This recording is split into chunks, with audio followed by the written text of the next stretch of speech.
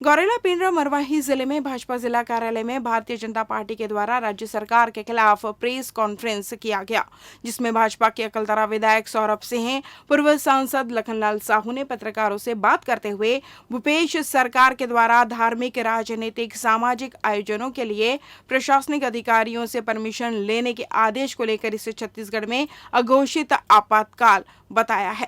भाजपा ने राज्य सरकार को 15 दिन का अल्टीमेटम दिया है, जिसमें उन्होंने राज्य सरकार के द्वारा धार्मिक, राजनीतिक, सामाजिक आयोजनों के लिए जारी किए गए 19 निर्धारित शर्तों को वापस लेने के लिए कहा है।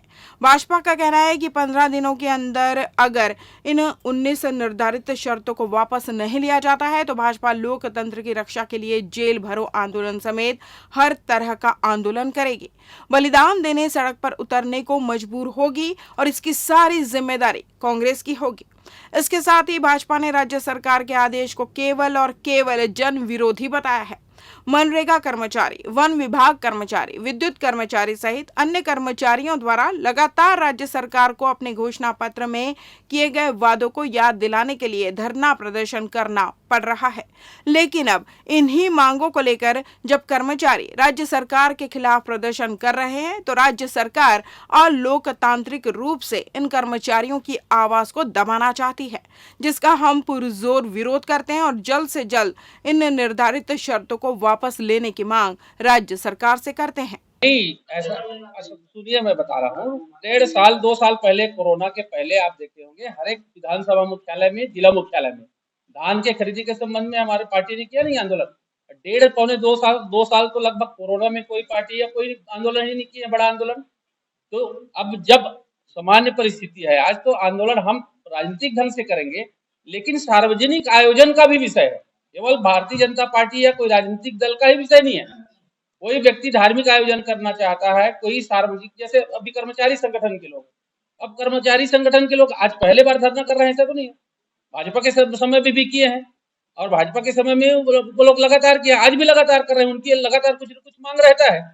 उसके लिए इस प्रकार के उसमें ये होगा कि भाई वो जब तक अनुमति नहीं देंगे नहीं कर सकेंगे, करेंगे तो उसका दमन करेंगे। अभी जैसे देखें कि किस प्रकार से हमारे जो विद्युत कर्मचारियों के साथ दुर्व्यवहार हुआ, लाठी चलाया गया, उनके साथ लात घूसा चलाया गया।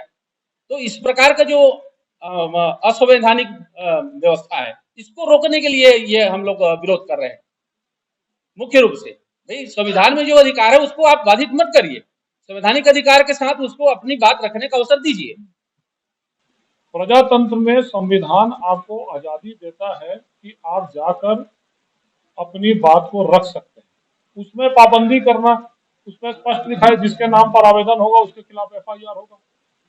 उसमें स्पष्ट लिखा है वीडियो रिकॉर्डिंग आप दिखाइएगा। वीडियो रिकॉर्डिंग जमा करने की जिम्मेदारी जो आंदोलन करेगा उसकी जिम्मेदारी है, उसके आधार पर एसडीएम एफआईआर करेंगे। ये तो विपक्ष को, और विपक्ष के साथ साथ बहुत सारे समाज सेवी और बहुत सारे ऐसे संगठन हैं जिनको जन घोषणा पत्र में इन्होंने वादा किया था कि उनके मांग को हम पूरा करेंगे, और वो लगातार रोड पर आंदोलन करते हैं।